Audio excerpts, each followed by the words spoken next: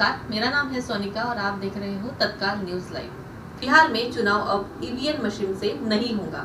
EVM की पूरी तरह धज्जियां उड़ा दी जाएंगी। देखिए, सहमत होने का कोई मतलब नहीं। आप जानते हैं कि जब हम आंदोलन कर रहे हैं तो हम आंदोलन जमीन पे कर रहे हैं। हर जगह मैंने ईवीएम की बात कही है और आपने जैसे कहा है, आपने तो सारा कवर किया है, आप सारे साथियों ने। तो हमने जमीन पे आंदोलन किए हैं, हमने राष्ट्रपति को भी 4-4 ज्ञापन दिए हैं। इसके अलावा हम लोगों को लगातार समझाते रहे हैं। बीच में सीए, एनपीआर, एनआरसी का आंदोलन हुआ, लेकिन ये भी जहां गए हमने बहुत जगह वहां भी ईवीएम की बात रखी कि तुम कोई आंदोलन कर लो, लेकिन जब तक ईवीएम है तब तक बीजेपी का तुम कुछ नहीं बिगाड़ सकते, खत्म नहीं कर सकते। इसलिए ईवीएम को खत्म करना पहले जरूरी है। अब जब ये बिहार की जो चुनाव आ रहे हैं, हमारी पूरी कोशिश रहेगी, हम पूरी ताकत लगाएंगे कि ईवीएम से ना हो। मैंने आज ही फेसबुक लाइव किया है और मैंने सभी देशवासियों से, विशेषकर जो है बिहार के लोगों से, कर्नाटक के लोगों से, उत्तर प्रदेश, पंजाब और सभी लोगों से मैंने ये रिक्वेस्ट की है कि एक पेपर लेके, खाली पेपर लेके ऊपर लिखिए बैन ईवीएम और ईवीएम हटाओ, बैलेट पेपर लाओ, और नीचे अपनी पार्टी, संस्था जो भी कुछ है या इंडिविजुअल अपना नाम लिखो और लोगों के सिग्नेचर कराओ। सिग्नेचर कैंपेन, उसका नाम हो, उसकी विधानसभा का नाम हो और उसके सिग्नेचर हो, ये करके लगातार चलाओ। हम बिहार चुनाव से पहले जितने भी ज्यादा से ज्यादा हो जाएंगे, हम उन सिग्नेचर्स के लेके एक ज्ञापन देंगे प्रधानमंत्री को भी, राष्ट्रपति को भी और इलेक्शन कमीशन को भी।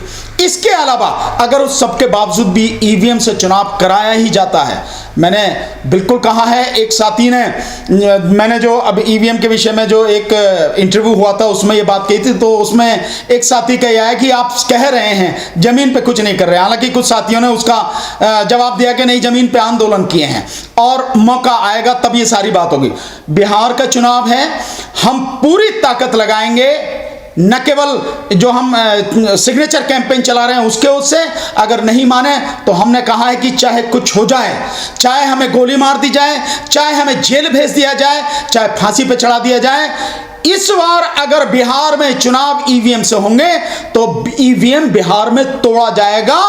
अगर इलेक्शन कमीशन नहीं मानता है और इलेक्शन इसी से होते हैं, गवर्नमेंट नहीं मानती है, तो हम पूरी कोशिश करेंगे इसको रोकने की। नहीं मानेंगे तो विरोध चाहे जहां तक हो, हम उस सीमा तक इस बार जाएंगे।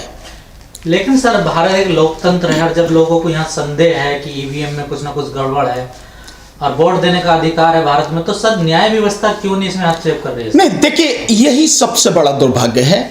आप एक चीज देखें कि बहुत दुख के साथ ये कहना पड़ता है कि ईवीएम से संबंधित जितनी भी पिटीशन जाती हैं, माननीय सुप्रीम कोर्ट सुनने को तैयार नहीं है। किसी हाईकोर्ट में तो जा नहीं सकती क्योंकि पूरे देश का मामला है ईवीएम से, तो माननीय सुप्रीम कोर्ट इस पर सुनने को तैयार नहीं है। हालांकि अगर जो 8 अक्टूबर 2013 का जो जजमेंट दिया सुब्रमण्यम स्वामी बना इलेक्शन कमीशन ऑफ इंडिया में, उसमें ये बात मानी है, सुप्रीम कोर्ट ने मानी है। उसके पैरा 27 में बहुत स्पष्ट रूप से लिखा है कि ईवीएम से free and fair and transparent election संभव नहीं है। उस सब के बावजूद भी ईवीएम के साथ में वीवीपैट को जोड़ा गया और कितने ही साथियों ने, हमारे ही साथ कम से कम 2 वैज्ञानिकों ने बताया है कि वीवीपैट से भी बेईमानी हो रही है, बेईमानी पूरी तरह से संभव है। उसका डेमो करके दिखाया, हमने कितनी बार डेमो करके दिखाया, यूट्यूब पे वो सारे डेमो पड़े हुए हैं। उस सब के बावजूद भी इलेक्शन जो सुप्रीम कोर्ट है सुनने को तैयार नहीं है। तो होना तो यही चाहिए कि जर्मनी में जैसे हुआ कि एक व्यक्ति ने पिटीशन लगाई कि ईवीएम से free and fair transparent election संभव नहीं है, तो जर्मनी की सुप्रीम कोर्ट ने उसको बैन कर दिया, गवर्नमेंट को आदेश दिया और गवर्नमेंट ने खत्म करके बैलेट पेपर से चुनाव करा। यहां भी ऐसा ही होना चाहिए। और मैं मानता हूं कि केवल एक कारण सिर्फ ईवीएम को खत्म करने के लिए काफी है, या किसी भी तरह की मशीन से इलेक्शन खत्म करने के लिए काफी है। जिस देश की आधी से अधिक आबादी अनपढ़ है, उसको नहीं पता कि मशीन कैसे काम करती है। उसके अलावा जो पढ़े लिखे लोग हैं, उनमें भी जो टेक्निकल इंजीनियर हैं, उनको अगर छोड़ दें बाकी सारे लोग, और मैं दावे के साथ कहता हूं कि सुप्रीम कोर्ट के जजेस भी, हाई कोर्ट के जजेस भी, लोअर कोर्ट के जजेस भी, आईएएस आईपीएस ऑफिसर्स भी, वो भी नहीं बता सकते कि ईवीएम कैसे काम करती है, वो भी नहीं श्योर कि इसमें उन्होंने जिसको वोट दिया वो उसी को जाएगा। और बार बार ये रिपोर्ट आती रही कि बटन दबाओ किसी पर वोट जा रही है बीजेपी को, ये बाकायदा सारी रिपोर्ट थी। और जिस तरह से सारा सब कुछ हुआ, जहां बीजेपी के खिलाफ इतना जबरदस्त माहौल था, वहां बीजेपी को 55 से 60% वोट मिलना, क्या ये संभव था? किसी हालत में संभव नहीं था, ये ईवीएम में लूट से ही संभव था। तो ये ईवीएम बंद होना चाहिए, इसके लिए केवल इतना काफी है। इसके अलावा अगर मैं एक दो उदाहरण आपको देखें तो बहुत छोटा सा है। एक बागपत से, वो हमारी पार्टी में है आज, तो वो साथी फौज में रहे हैं मिस्टर सुभाष, उन्होंने वो बागपत से कैंडिडेट पार्लियामेंट के बने। आदमी अपनी वोट तो देगा, उसके परिवार का भी कोई ना दे। जिस बूथ में उनकी वोट है उस बूथ में उनकी वोट नहीं निकली, उस वोट में 0। और ऐसे एक नहीं कई उदाहरण हैं। और इवन इलेक्शन कमीशन ने जिस समय काउंटिंग की 23-24 मई को, उस समय 373 लोकसभा सीटों पर 8,000 से लेकर 18,000 वोटें जो ज्यादा निकली। क्या केवल यही काफी नहीं था? इसके बाद जो उसने द क्विंट ने जो उनको जो है एक पिटीशन डाली, एक एप्लीकेशन डाली आरटीआई में, और ये पूछा कि भाई आप कम से कम जो वीवीपैट मशीन से जो गिनती हुई है उसका जरा हमें दे दीजिए कि कितनी, उसकी क्या रिकॉर्ड है, उसकी क्या गिनती है। इलेक्शन कमीशन कहता मेरे पास इसका कोई रिकॉर्ड नहीं। क्या केवल इतनी ही चीजें सो मोटो लेने के लिए, ताकि इस देश में free fair and transparent election हो सके, इसके लिए काफी नहीं था? पर नहीं हुआ। इसलिए दुर्भाग्य यह है कि हमें सड़क पर लड़ना पड़ा, आंदोलन करना पड़ा। हम लगातार 4 बार राष्ट्रपति को ज्ञापन दे चुके, वो भी सारी चीजें हैं। उस सब के बावजूद भी अगर नहीं सुना जा रहा तो हमारे पास क्या चारा है?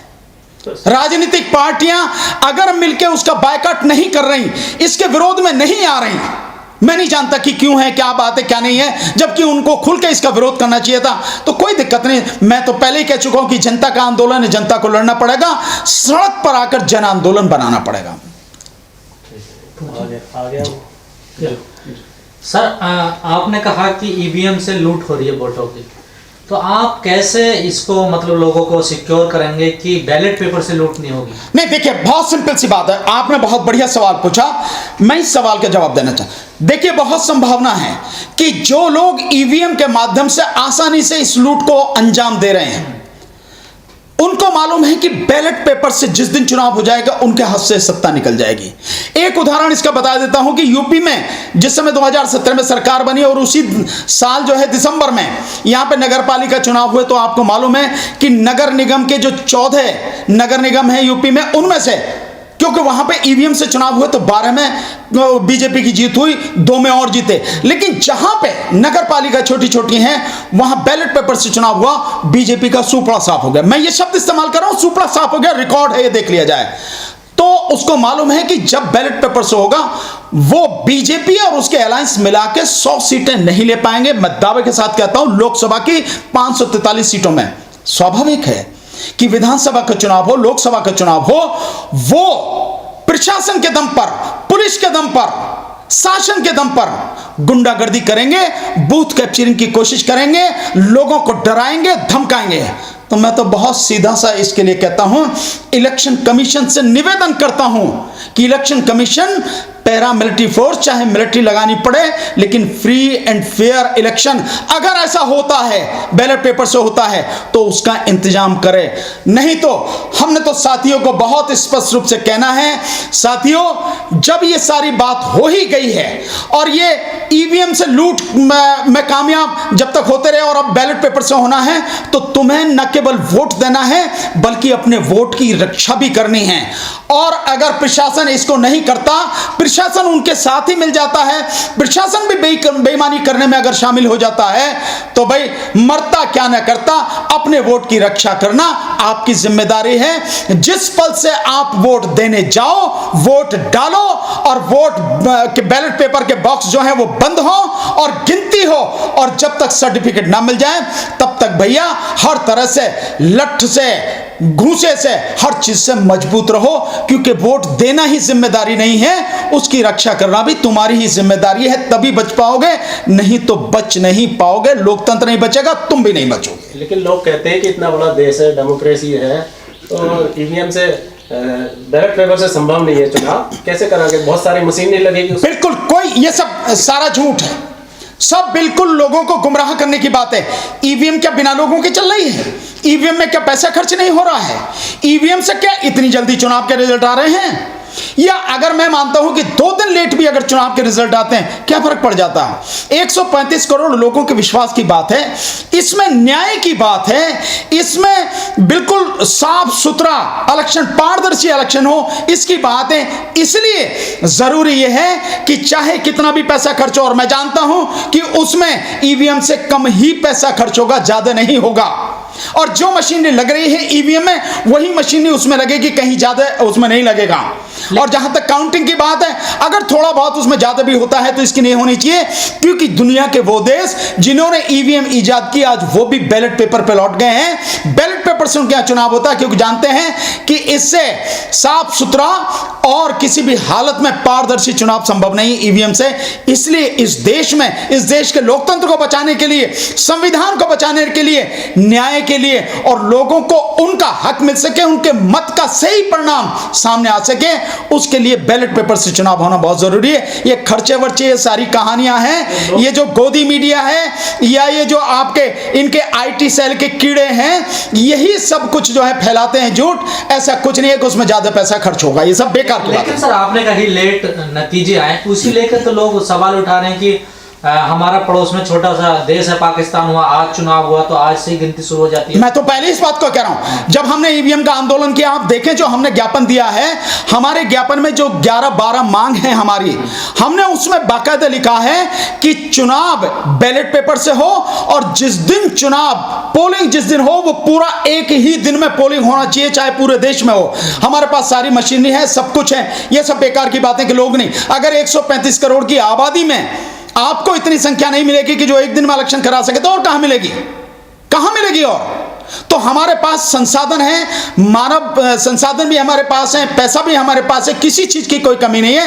कमी है तो नीयत की, और क्योंकि नीयत खराब है, नीयत में बेईमानी है, इसीलिए इलेक्शन को 1-1 महीने से लेकर 2-2, 2.5 महीने तक चलाया जाता है, और ये सारे बहाने कहे जाते हैं।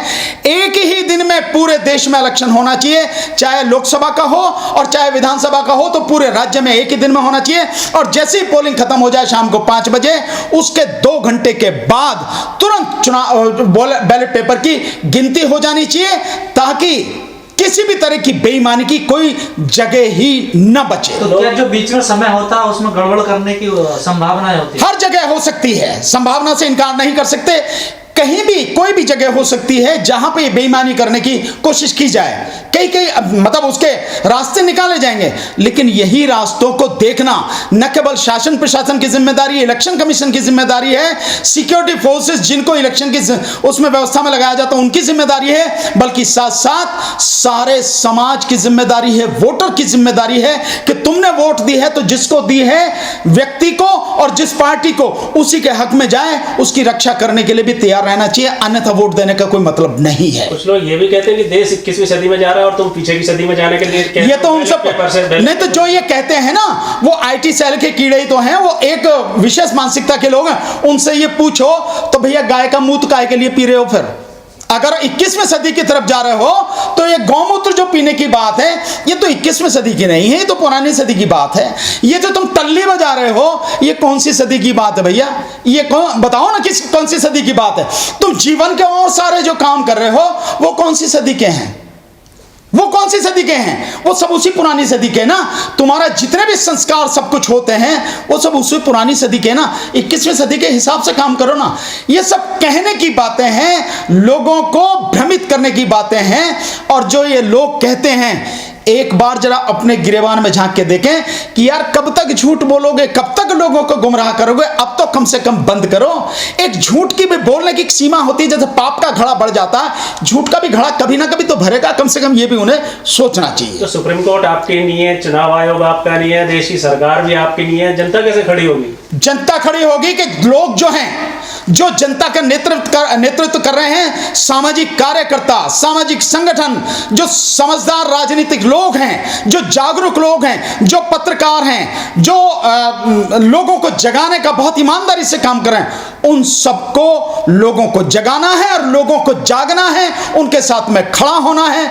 जब कोई नहीं है तो अपने आप ही जन आंदोलन बनाओ और खड़े हो जाओ और इन सब के खिलाफ बगावत करनी जरूरी है, इसके अलावा कोई रास्ता नहीं। तत्काल न्यूज़ लाइव के वीडियो देखने के लिए हमारे चैनल को सब्सक्राइब कीजिए और नोटिफिकेशन पाने के लिए बेल आइकॉन प्रेस कीजिए।